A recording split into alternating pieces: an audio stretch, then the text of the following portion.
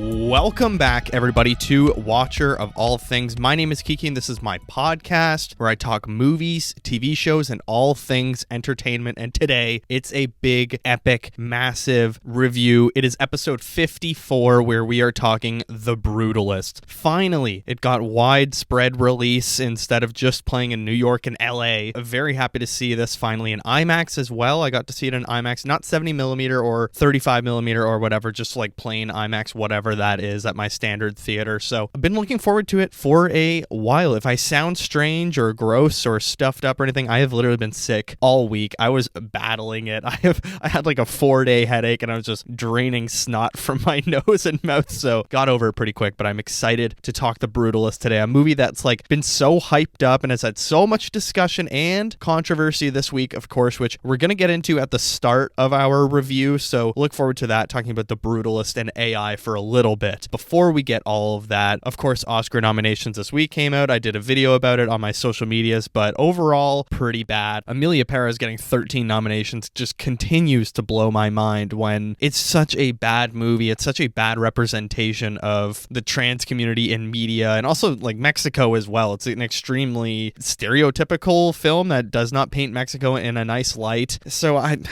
don't know why it's getting voted for and why it's most likely going to win Best Picture, but Conclave, hopefully it can save everyone. I hope you had a great week, though. I'm looking forward to today. As I mentioned before, timestamps below. If you don't want any spoilers for The Brutalist, you can just stick in the non-spoiler section and then move into what else I watched after the news. I had a lot of notes for the spoiler section and still lots to say in the non-spoilers, though, including the AI discussion that we will go into. But before that, lots of news to get into. We got some project updates, revitalizations, and some major casting news. So timestamps below. Go follow all the socials that are tagged below. Lots of videos there to look at. One of them, Days Review, Oscars Review. I have a new YouTube video out as well on the YouTube channel. Go check my top 5 movies of 2024. That was very fun to make, lots of clips in it and stuff like that. So go check that out. But let's get into the news.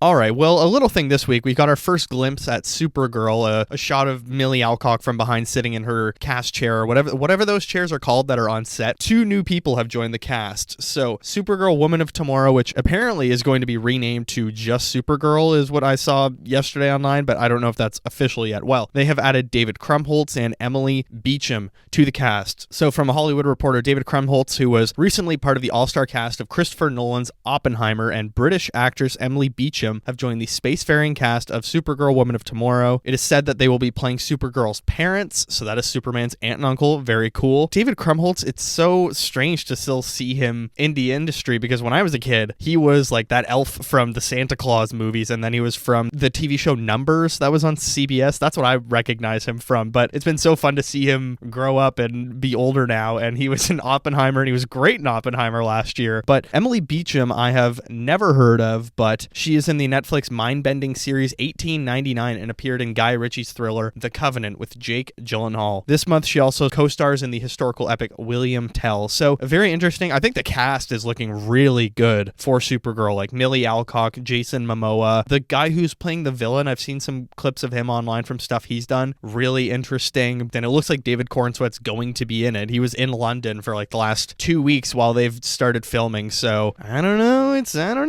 starting to build up, but that's some very fun casting news. We also have a major breaking story this week. Ryan Gosling in talks to star in Sean Levy's Star Wars movie. Oh my dear God. This was the worst news I have received this week. So he's currently in negotiations to star in the Star Wars movie directed by Deadpool and Wolverine filmmaker Sean Levy. Screenwriter Jonathan Tropper, This Is Where I Leave You, The Adam Project, has been writing the screenplay for the film, which Levy has been developing since late 2022. The movie's said to be a standalone project that isn't connected with the Skywalker saga, which concluded with 2019's Rise of Skywalker. Look, I think Sean Levy seems like an okay person, seems like a normal guy, but dear God, he is a bad director. He is a committee director. He is not fit to make a unique Star Wars movie. Like, I don't get it. I do not get it. Deadpool and Wolverine, the worst parts of the movie were the directing and the screenplay, which he was a part of. So I just don't understand why. Like, there's so many better directors that I feel like would be willing to step into the world of Star Wars, but why Sean Levy? He did Free Guy as well, that movie with Ryan Reynolds, and that movie was like an okay I think I watched it on my laptop at my grandma's house on like a Thanksgiving or something when we were killing time, and that is the only time that movie is probably good for it. I don't know, it's literally dangling keys in front of a baby, as I always say. That's how I feel about Free Guy. Deadpool and Wolverine, largely the same thing. I have not watched it a second time because I know it's going to be a lot less fun the second time. Every time some big character comes on screen, there's just a gap for applause. I hate when the Marvel movies do that. And Sean Levy, I just think he doesn't really have a unique vision. Like he's like, I don't know, just a studio director like a John Watts that tends to pull away from the action when something interesting is happening or stuff like that. Doesn't really nail down the dramatic stakes and just wants it to be packed with stuff that can distract you from a mediocre story. It's a weird bit of news that Sean Levy is getting a Star Wars movie at all. That seems very strange to me in general. But then B, that Ryan Gosling wants to be in that. Are they going to try and make like a big comedy action Star Wars movie? That would be very different. That is a big get for Star Wars to have Ryan Gosling on board. The Fall Guy and Barbie are the only two entertaining Ryan Gosling movies that we've had in the last few years. I feel like he's been acting less and it's been very hit or miss. Like The Gray Man, oh my dear God, that was one of the most forgettable movies ever. I think I watched it, I was like, yeah, that was good, and just never thought about it again. Weird story, there's no plot details. Is he gonna be a Jedi? Is he gonna be a...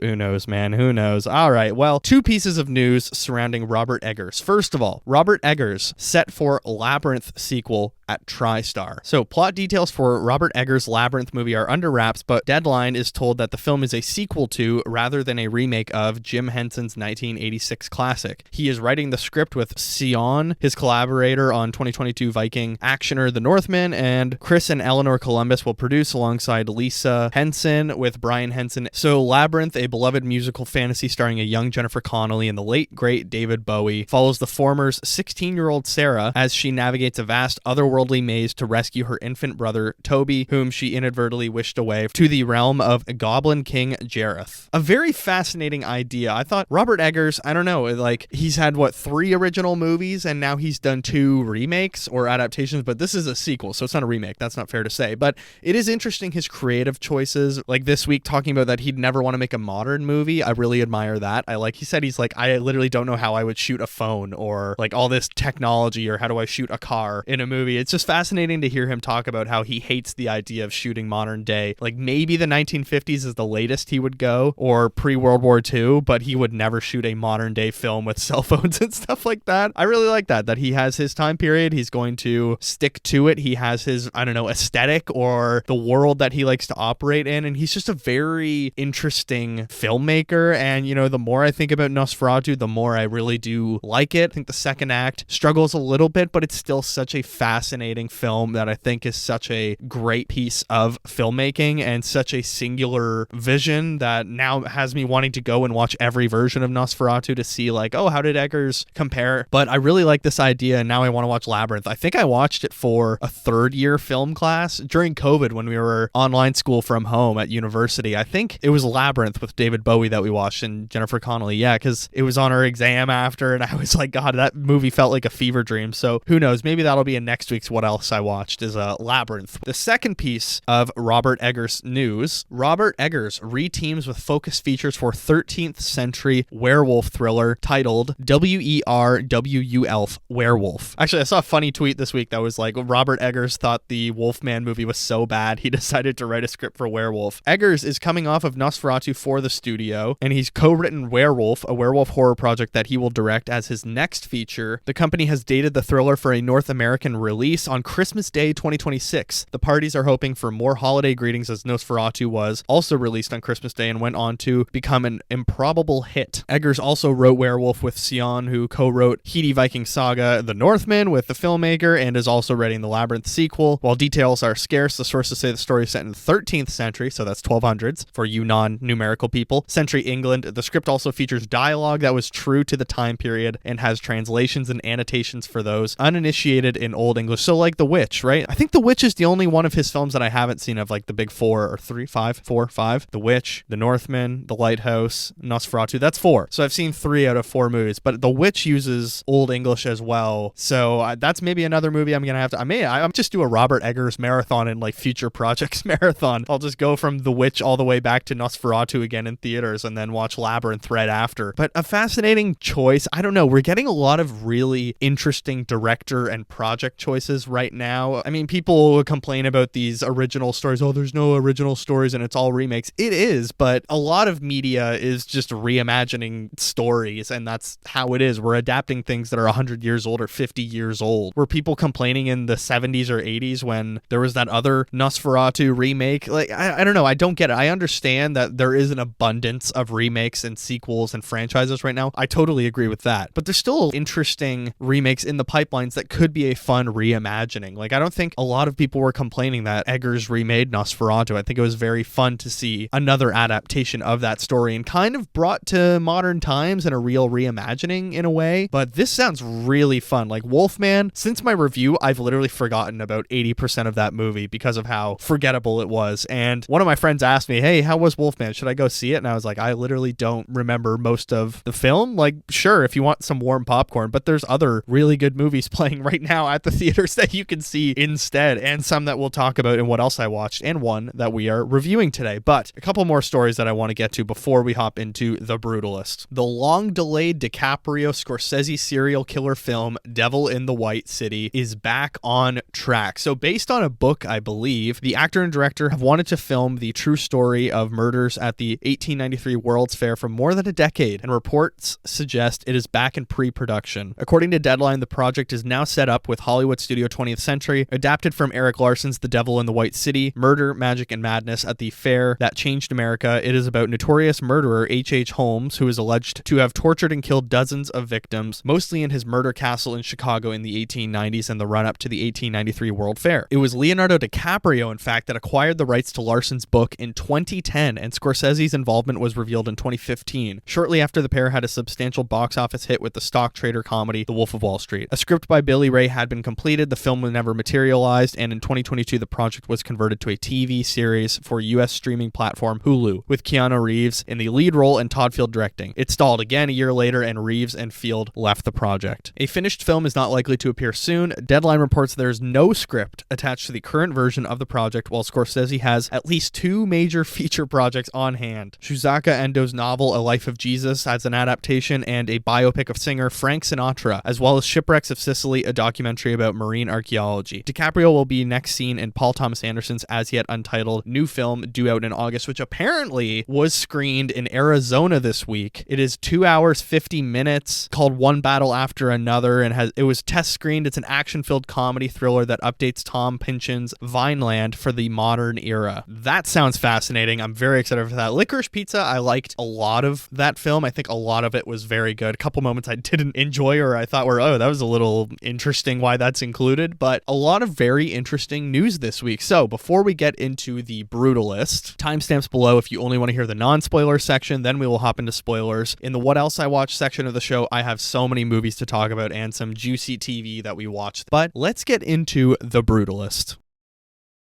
The Brutalist is a 2024 historical drama coming in at a whopping 3 hours, 35 minutes. Currently holds 93% on Rotten Tomatoes, 8.1 on IMDb, and the audience popcorn score on Rotten Tomatoes, by the way, is like 82%, 89% on Metacritic, and 4.1 on Letterboxd, with 4 as the mode rating. It is directed by Brady Corbet. I can't remember how to say his name. I swear to God, every interview says it differently. Writers are Brady Corbet and Mona Fastwald, his wife. Budget is $10 million, which is pretty remarkable. They shot it in 31 days. It had a very limited release since probably, December 20th. It's already won a boatload of Golden Globes and all of these awards, like the Gotham Awards and everything like that. Distributed by A24, Universal Pictures, Focus Features, cinematography done by Lowell Crawley. But the synopsis of the film: escaping post-war Europe, visionary architect Laszlo Toth arrives in America to rebuild his life, his work, and his marriage to his wife, Erzsébet, after being forced apart during wartime by shifting borders and regimes regimes. On his own in a strange new country, Laszlo settles in Pennsylvania, where the wealthy and prominent industrialist Harrison Lee Van Buren recognizes his talent for building, but power and legacy come at a heavy cost. The film stars Adrian Brody as Laszlo Toth, Felicity Jones as Elizabeth Toth, Guy Pearce as Harrison Lee Van Buren, Joe Alwyn as Harry Lee Van Buren, Raffi Cassidy as Zofia, Stacey Martin as Maggie Lee Van Buren, Emma Laird as Audrey, Isaac Debancole as Gordon, Alessandro Nivola as Attila. Look, before we get into any reviewing, I immediately want to address the use of AI in the production of this film. I think it's very important that we are just upfront, like how I think the filmmakers should have been. This comes from an article that I read pretty much breaking down the use of AI in this film after they had talked to Red Shark News or something like that. You can read it yourself as well. Chris Murphy, quote, "The Brutalist AI controversy explained." I'm going to summarize it. We'll quickly run through this. The editor said they used AI to fix the Hungarian dialect and render the designs of Laszlo's work later in the film. Corbett then released a statement after all the brouhaha online and said, "No, we did it all respectfully and the drawing part just isn't true." Quote, "The Brutalist is a film about human complexity and every aspect of its creation was driven by human effort, creativity, and collaboration. We are incredibly proud of our team and what they've accomplished here," said Corbett at the end of his statement. And Vanity Fair had a very interesting thing. Chris Murphy, he said, "Human effort, yes, but effort that was at least partially generated artificially. And for those who'd rather watch something imperfect than something flawless but slightly artificial, using AI to fix human errors feels unsettling to say the least." Okay, so what they used it for was during the Hungarian dialect featuring Felicity Jones and Adrian Brody, they couldn't quite nail down the Hungarian language. So they tried ADR to fix some of the vowels, and that's a common practice, ADR. We've been using that for years in films. That wasn't working. So they used Respeecher is what it's called, I believe. Respeecher is a Ukrainian company that does AI dialect fixing for movies and TV shows. So they turned to that. I think the editor used some very vague language when describing the process that made it sound generative AI in some parts. And generative AI, if you don't know, is artificial intelligence that's taking from previous ideas that are online or wherever or that have been put into a database and can draw on those for inspiration. But, you know, AI has very different forms. There can be generative AI where it's stealing from ideas versus simple AI that's just helping you along in the process. But this is not new. I understand why people are upset. And in fact, I was very upset when I first read this. There's very vague language used. And I also think we are on a very slippery slope here, folks. On one hand, is this like the new CGI? What was the reaction to CGI at first when it was computer generated images? That's a lot of input from humans and human work. This is different. A year ago, there's these strikes that are all about AI and replacing actors and the work that actors do and replacing jobs. Now we're turning to AI as a tool. So I don't know. Is it something that's going to be used and really embraced? For me, I think it's something we really can't escape, and it's already here, unfortunately. I'm very disappointed that this film used AI, but at the same time, I think it's very harsh to just turn on this film when so many other films we have watched in the last year and are nominated for Oscars, are beloved by people online, have also used AI and forms of AI to help them through the process. Although, at the same time, Brady Corbet needs to stop, blowing smoke up his own ass and saying how hard they worked on this production. And we shot it in 31 days and it was under $10 million.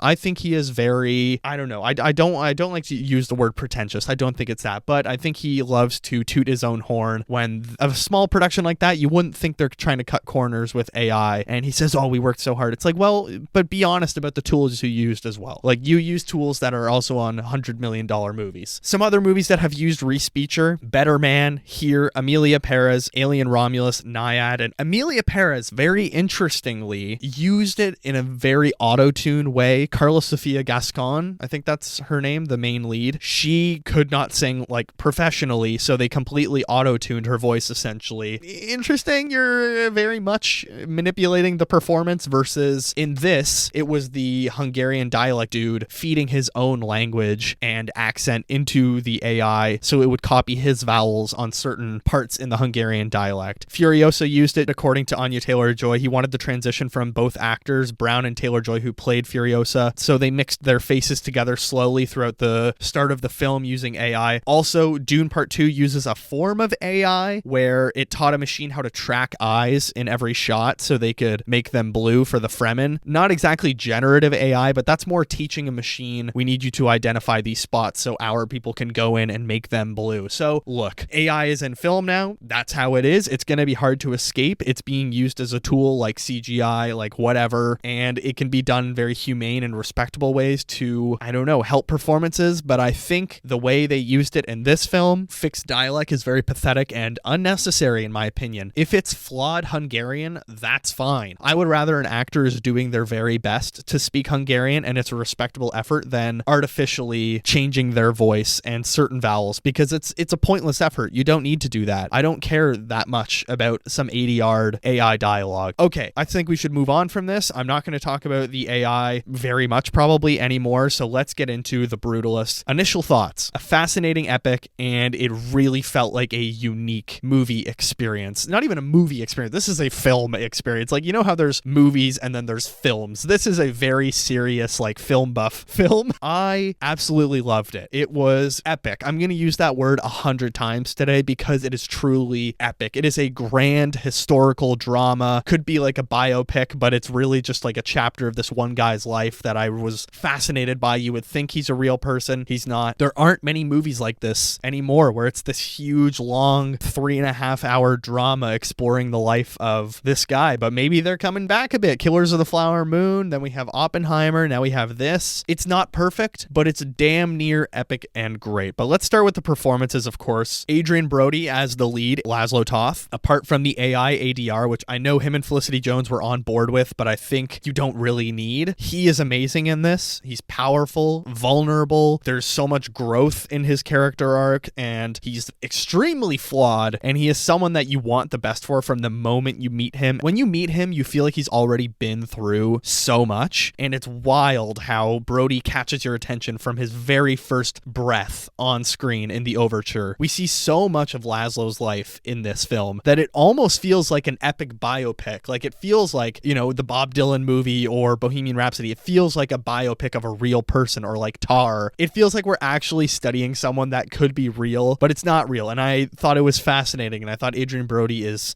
great in this. He's so good. Same with Felicity Jones as Erzsébet, his wife. She's used in a really interesting way in this film. She's not really in the first part, only in letters and voiceovers, but then she is fully in the second part. So AI dialogue aside, again, without her, the second half doesn't really work, I think. A lot of people have complained about the second half, but I think it still works for me, and I still really, really liked it, and she made it work for me. Then we have Guy Pearce as Harrison. Just wow on so many levels. Terrifying, powerful, mesmerizing. He's very hard to read scene to scene. There's like times where you're wondering if maybe there's something soft underneath inside of him that we can relate with. He's giving such a great performance, and yet he never feels like he's stealing the attention away from Laszlo or from Adrian Brody. Like, he feels like he could be a lead in this film, but he still is a very interesting supporting role. You know, he's just this like lingering dark cloud over Laszlo and his family. Joe Alwyn as Harry. Whoa. Only my second movie I've ever seen with him, or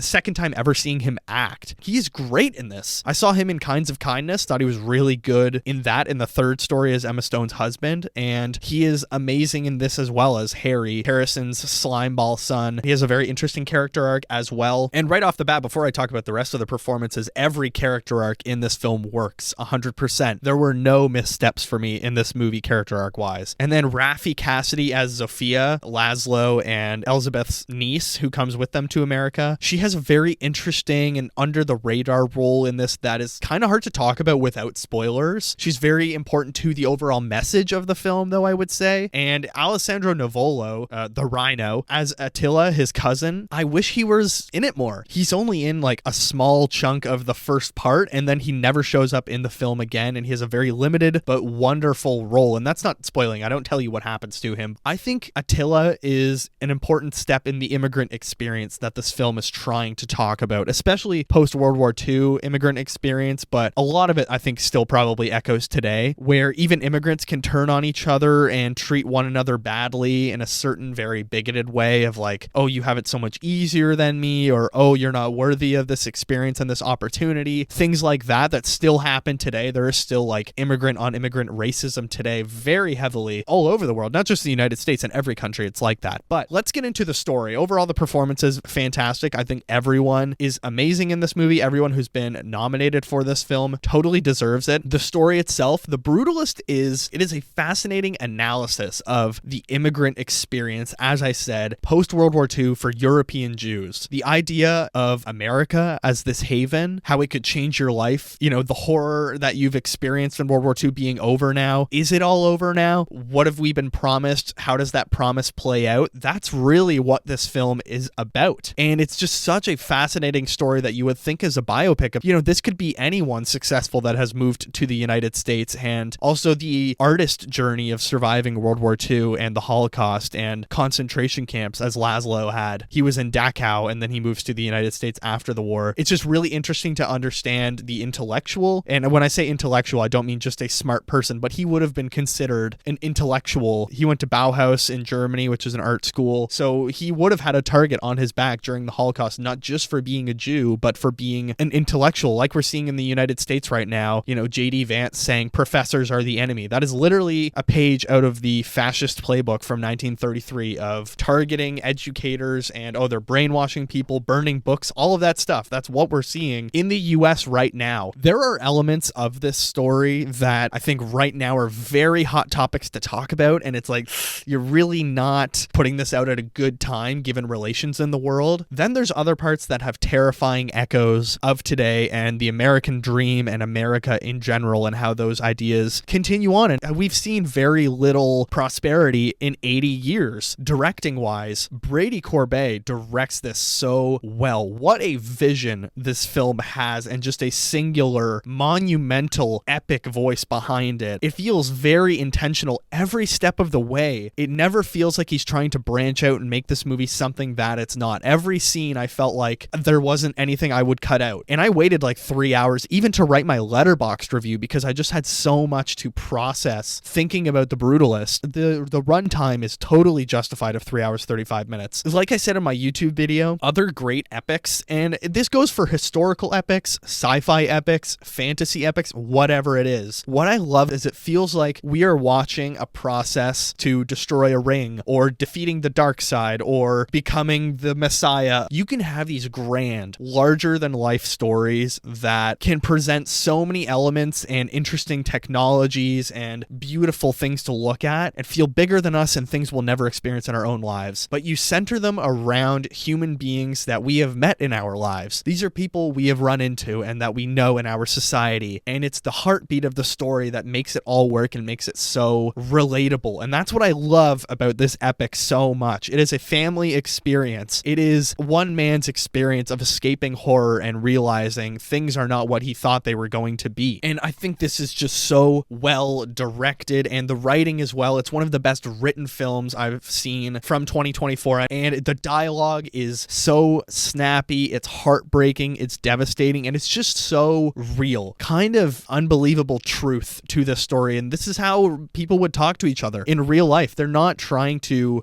give these huge monologues and scenes filled with dialogue that are trying to be poetic and larger than we would think. This is all very real to me and things that I would hear from people I know. Editing wise, there are some fascinating editing techniques in this film. A lot of cross dissolves. The epilogue, the editing completely shifts up, and I thought it was a very fascinating step. The movie really flows in a steady state for about 80%, and then there's moments where the intensity really picks up so quickly when things are going badly or going really well, and you just feel such a monumental shift. But there's just so much technical stuff in this film that's working so well. The fact they shot it in 31 days, and the post-production, yes, they used AI in certain elements, but that was for dialogue and allegedly for renderings of drawings at the end. I don't know how true that is, but for the most part, everyone was firing on all cylinders, really. And I enjoyed how often a character in this movie would tell a story to someone, and it would be like telling a story in real life if you're at the table. People interrupting, people making jokes during it. It's never like everyone in the room turns their attention and listens to the story of this one guy. It would be like me telling a story at a dinner party where someone interrupts me and starts their own story, and then someone else steps in and is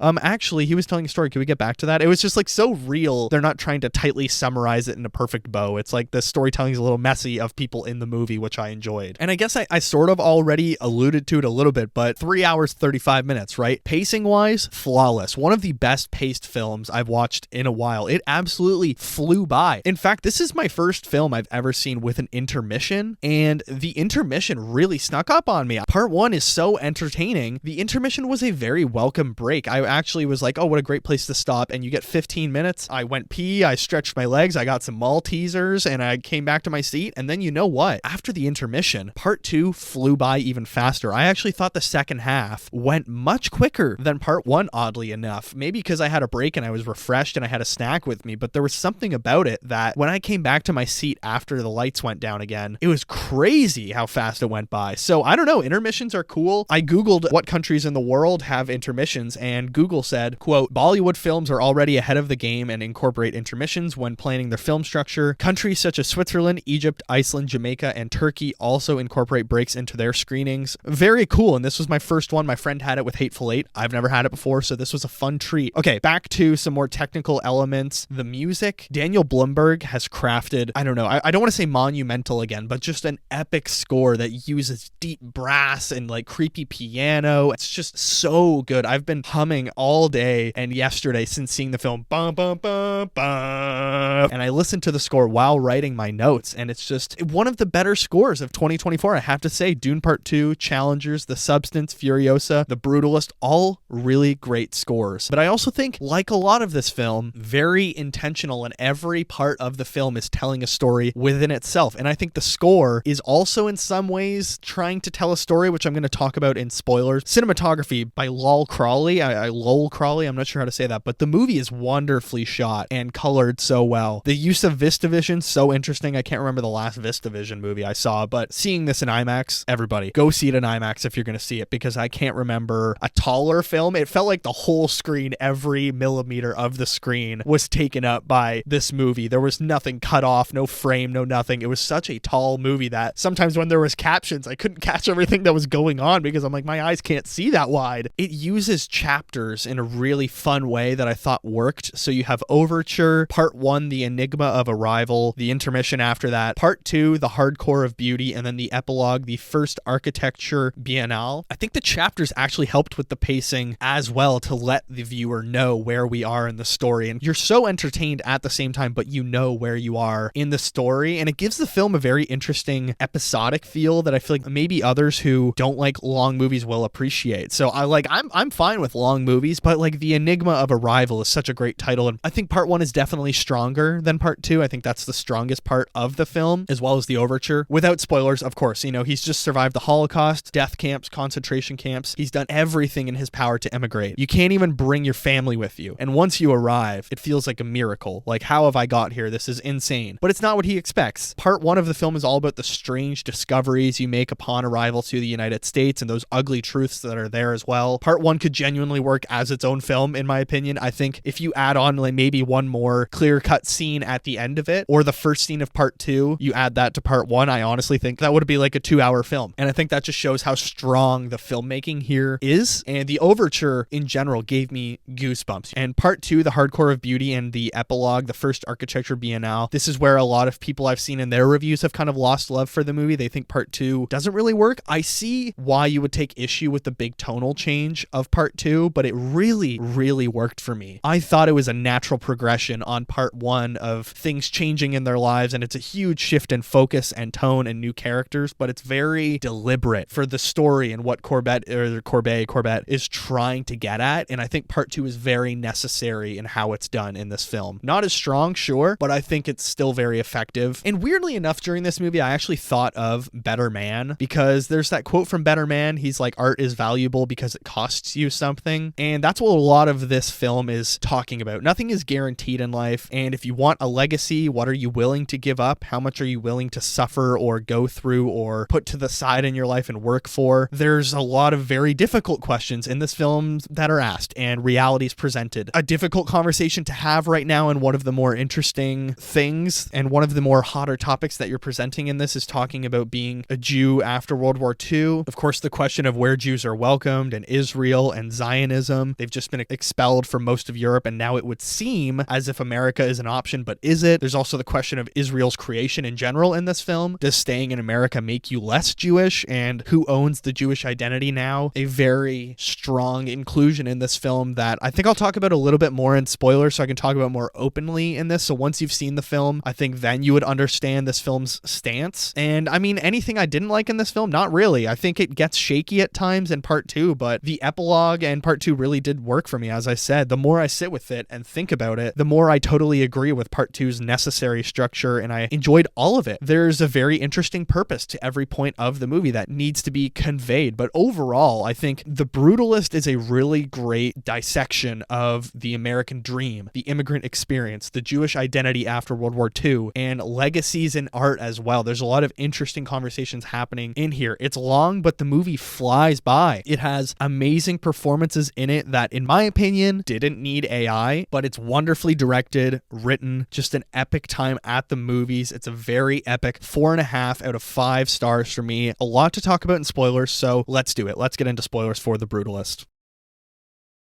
All right, spoilers for The Brutalist. Quick 5-minute break to take a Halls for my throat, but let's get into it. So the ending, this is what everyone has been debating about this film, where a lot of people have taken the rating down because of the ending, or part 2 in general. But he has a legacy, but at what cost? You know, is the destination really worth it? Like Zofia says, his niece, at the end of the film, they're in Italy. As if you've watched it, you know they're in Italy at his art show or his architecture show, celebrating his work. He's in a wheelchair. He can't even speak to advocate for himself. And Zofia basically just says, people sell you on something or something like that, and it's always about the destination, not the journey. So basically telling him, this is all worth it because look at your legacy. But is it about the destination? He built the community center based on Dachau, first of all, where he was during the Holocaust, and he's built this huge monument, but it doesn't even have his name on it. It is the Van Buren Family Community Center. So what is his legacy? The guy who designed all those, but it's not even named after him. So I don't know. Zofia as well is a very interesting character to the story because she's actually mute or silent for a lot of it until they get a little bit older in the 80s when she moves to Jerusalem. And that's where kind of the question of Jewish identity comes in as well, specifically in that scene, and like the American Jewish identity versus the Israeli Jewish identity, and who owns Jewish identity, and trying to take ownership over an identity in general and the dangers of that. But I really liked the ending. You see this super stylized 80s version of basically the rest of the movie where they're celebrating his work in Venice, and he's in a wheelchair, can barely talk. It's not like he's going to stand up and say, actually, I had a terrible time doing all of this. It's not like that. It's just, oh, wow, look it's all worth it. And it's selling this false idea of the immigrant experience and the American dream to everyone else coming after that. I don't know, just a very bleak point to end the movie on as well. I thought it was like, that's what part 2 is for, is that when shit really hits the fan and his life gets significantly worse in part 2, it's still apparently all worth it in the end because he has an amazing legacy and he's made money. Again, the music itself, I think, is telling a very important part of the story. Like I said, everything in this film is extremely intentional, and there's never anything that feels like it's only included because, oh, it's inspired and let's include that because it would be very cool to have that as an inspired by something else. No, I feel like every element of this movie is so freaking intentional and meant to tell you something. And the music itself, that big ba ba ba ba that they use, I think that big score is the American dream. I say this because, and walk with me here, I think that theme is used less and less as the movie goes on, and we see a lot of more bleak and depressing music in the rest of the film because the American dream is slowly fading from him, and it's not what he thought. He thought his experience in America would be this grand, epic, brass instrument experience of ba ba ba ba, which sounds very proud, very strong, very sturdy, very epic. And it slowly kind of fades away after the first hour, and you don't really hear it in part 2. I was listening to the score again, and I did realize that the score is very different in part 2. It's a lot more piano focused and,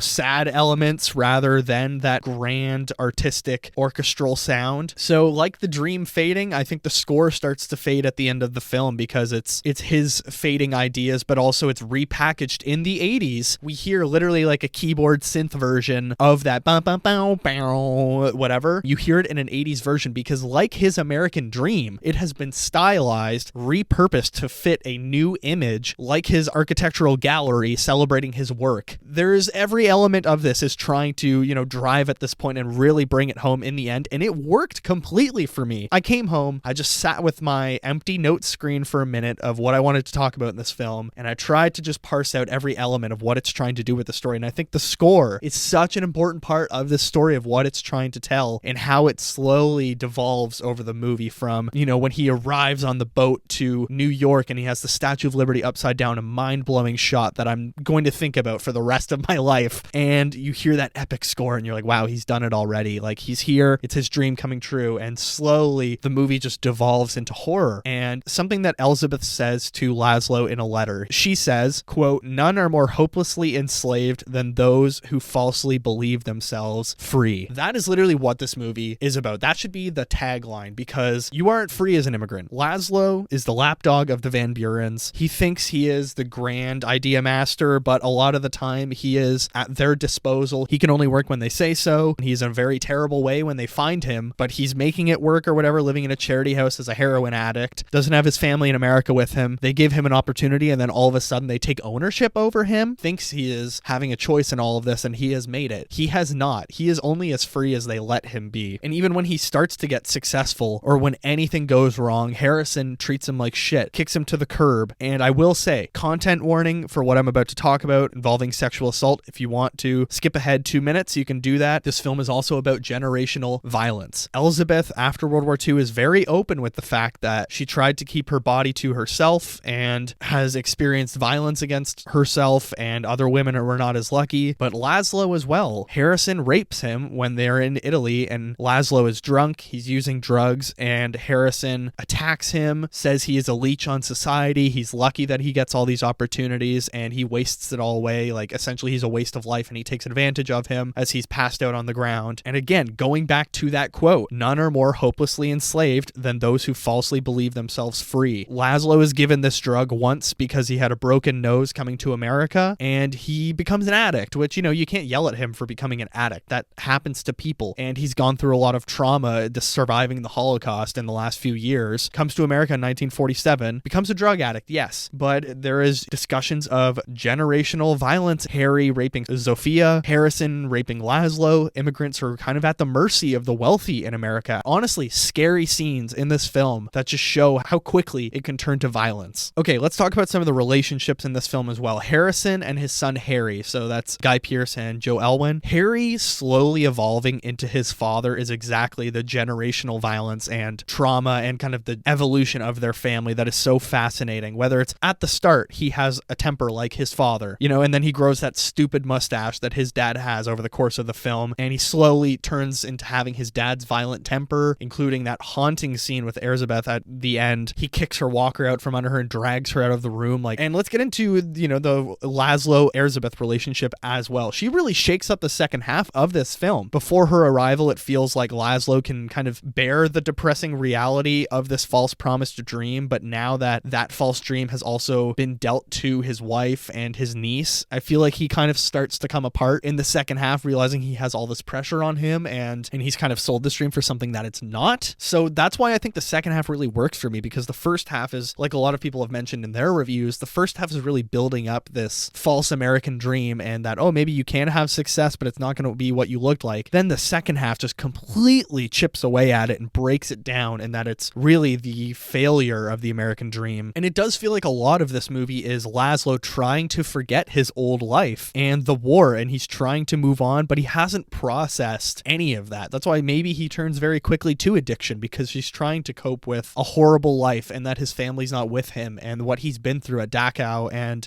the past, and the fact that his project, this community center being built based on Dachau, is mesmerizing, that he's building this huge tribute, that they want to be very Christian centered and not involve any other religion, basically. Not only trying to move on and start a new life, but even his big magnum opus, his big project with the Van Buren family, is really a monument and a tribute to a terrible part of his life. Okay, I think it's important we talk about Zionism and the portrayal of Zionism in this film. I'm not Jewish. Corbett isn't Jewish. He's extremely pro-Palestinian like myself. So I think the involvement of Zionism in this film is not meant to be pro-Zionist propaganda. I think it's shedding a lot of interesting light on the fact that Israel and Zionism is trying to completely take ownership of the Jewish experience and forget about the Jewish diaspora. It asks a very interesting question from Laszlo and Elizabeth that they ask, are we any less Jewish because we want to stay in America? And they start to think that maybe America just doesn't want Jews at all. So I don't know. It's a film that's taking place from Israel's occupation occupation of Palestine in 1947 all the way to 1980, and Israel was also meant to be this true haven when in reality it's also a false promise that fearmongers, commits bigoted violence, and tries to own the Jewish identity. So I completely get people that would criticize this movie for being pro-Zionist, because it certainly doesn't make an argument to refute that, but at the same time I think it's just trying to paint the times and what the reality was for Jewish individuals at this time. I just think that's an important message to also talk about here. I already briefly mentioned it, but Elizabeth confronting Harrison and the Van Buren family was probably one of the most devastating scenes of this movie. Stands up for her husband, literally. She's in a wheelchair from osteoporosis, and that's her first scene we see her with a walker, and it's a miracle that she's already using a walker. I think it just perfectly conveys what this movie is all about. The Jewish immigrant coming to America, already having achieved miracles, like learning to literally walk again. And what does the rich family do? They yell at them, they defend themselves, they kick it out from under you, your walker. A very powerful scene that I think completely earned Felicity Jones her Best Supporting Actress nomination, in my opinion. And Harrison just disappearing after that. Every scene you analyze just conveys such a perfect message. Overall, I think that's what I wanted to talk about in spoilers, really. I really liked The Brutalist. I want to see it again. I straight up do. I want to go and sit in that theater in IMAX once again. I think I might next week. Even if I like part one more than part two, it still really works in part two for me, and the epilogue. All of this horror, and it's all wrapped up in this stylized gallery where he can't even explain his life and what he went through. It's all about the destination, not the journey. No one cares how you made it. They just care that you made it. The Brutalist is 4.5 out of 5 stars. I really enjoyed it, and I want to watch it again immediately. I would totally recommend it. But let's move into what else I watched.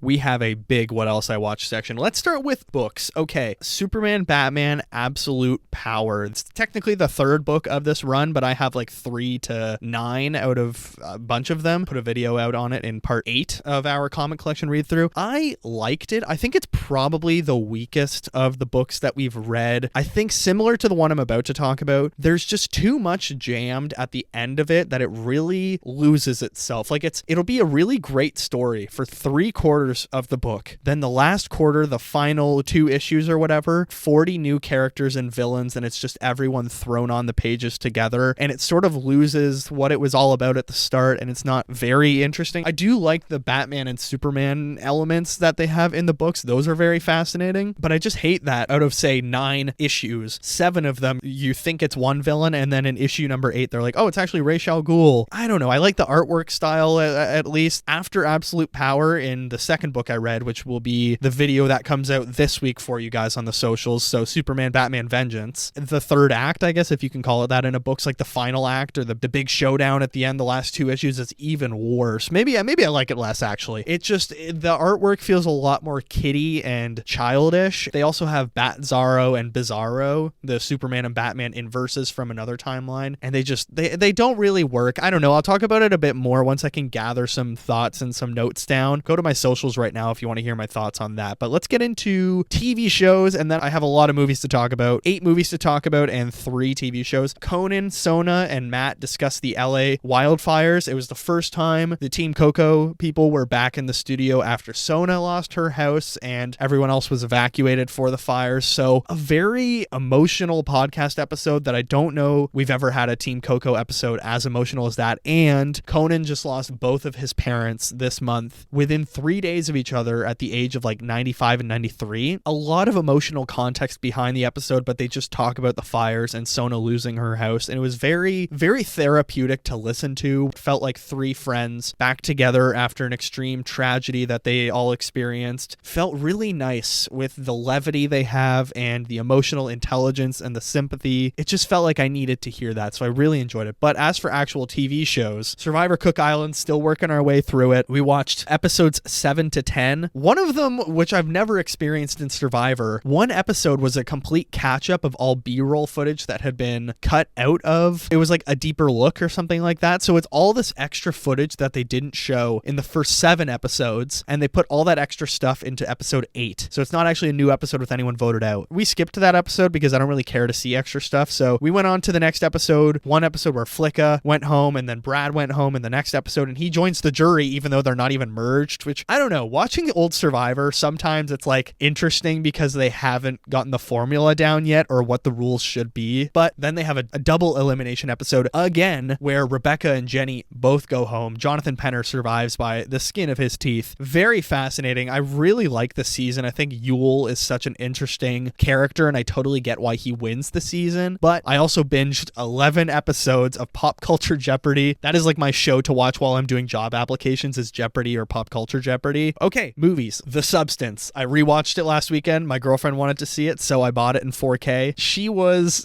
mesmerized by what was going on. She did not believe how ridiculous it got. She wasn't big on the ending and she thought it went too far, but me watching it again, I think I cemented it in my top 5 easily, and I'm happy that I put my video out of my top 5, so go watch that video to see where it stood. I think Margaret Qualley was completely snubbed from an Oscar nomination. She is so great in that movie and deserves a supporting actress nom. Demi Moore fully deserves Best Actress 100%. She is mesmerizing as Elizabeth Sparkle. And you know what? The movie is even funnier the second time you watch it, because I think the first time you're watching it, you're just so shocked by what's going on and you're looking away at all the gross stuff, versus this time I looked the whole time, which sounds so wimpy to say, but I watched the whole thing and I enjoyed all the gross stuff, which I don't do well with needles, but it's so solid, guys. The Substance frickin' rocks. Soundtrack is sick. 4.5 stars still. It was so much fun on a rewatch. I would watch it again tomorrow. Then I watched the Netflix original Back in Action, another 2025 film with the return of Cameron Diaz. It was fine. I don't know, 2.5 stars, because it's just a pretty bog standard spy movie where, you know, spies move on to have a family and then they get called back into the field or work life catches up with them. I feel like we've seen this before with like Family Plan with Mark Wahlberg and Rose Byrne 2 years ago. I don't know. I watched it, but I wasn't really big on it. Probably never going to watch it again. I will say it was great seeing Cameron Diaz back acting. You would think that Mark Wahlberg was the retired one or anyone else. Then I watched Batman v Superman Dawn of Justice as I work my way through the DCEU. My first viewing in probably 4.5-4-ish years, and a lot of different feelings this time. The first 90 minutes of the movie, for some reason, just really worked this time.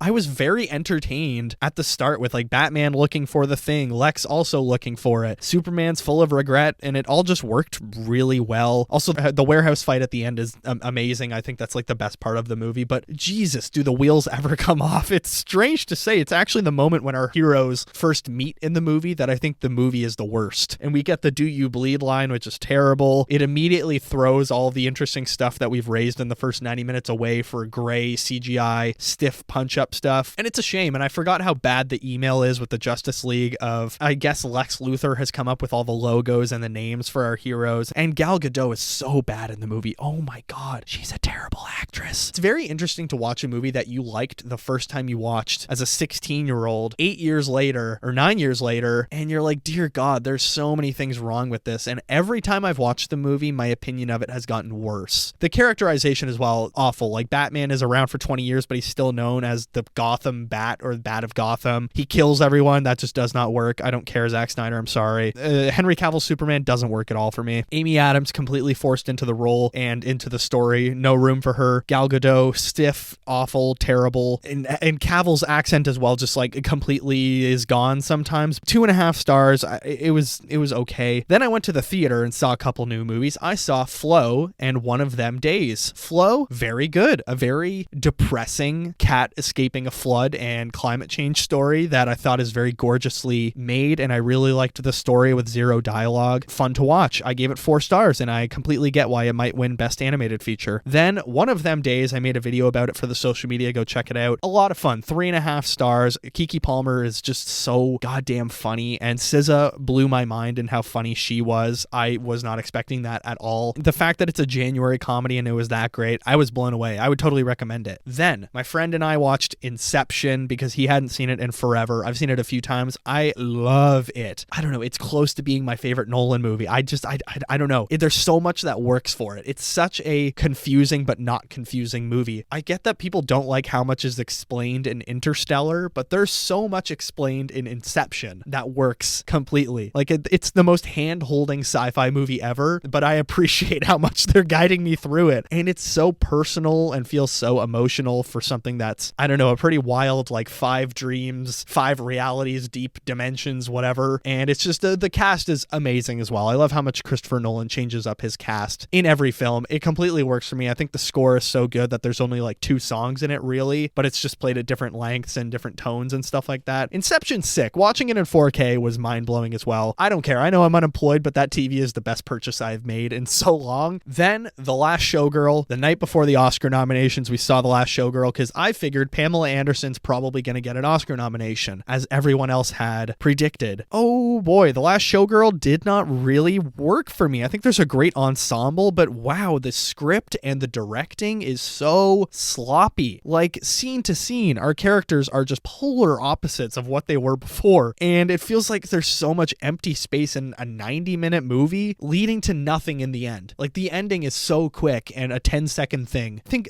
Pamela Anderson definitely deserved an Oscar nomination for this. I was very surprised she didn't get it, but at the same time, it's a very competitive Best Actress category this year. Okay, final one, Mission Impossible 2. Oh my god, the worst one in the series. Remember when we used to act like Tom Cruise was tall? It's just, I don't know, extremely misogynistic, the film. It's way too sensual, slow-mo synth music. It's after the Pierce Brosnan Bond movies had failed, so they're trying to fill that void in an American way, I guess. It didn't work. Even if it's by far the worst of the series, those last 30 minutes are pretty sick, though, with the doves and stuff like that underground, masks, flying kicks, game of chicken on bikes, explosions, kicking the gun out of the sand and shooting Pearson was just so cool. But come on, there's no bad movies in this series, but there needs to be a worst one, and that's Mission Impossible 2 for sure. But lots of stuff that I watched this week. Good lord, I feel like I was just catching a movie or two every day. Next week is going to be big as well. I'm seeing September 5. Actually, let me find all my movie tickets quickly because I've booked so many. So I'm seeing September 5, Flight Risk, Presence, and apparently Nickel Boys is out right now at my local theater, but you can't get tickets, so I don't really understand what's up with that. Let me quickly check if it is, because I'm going to book my ticket for Nickel Boys if so. But okay, coming soon, Nickel Boys is not even there anymore. What the hell? I still didn't get to Squid Game Season 2. I'm going to try this week. Look forward to that. I promise I'll get to it eventually. And I'm also going to rewatch Falcon and Winter Soldier for a future Watch or Watch Back the week before Captain America 4. But that's been what else I watched.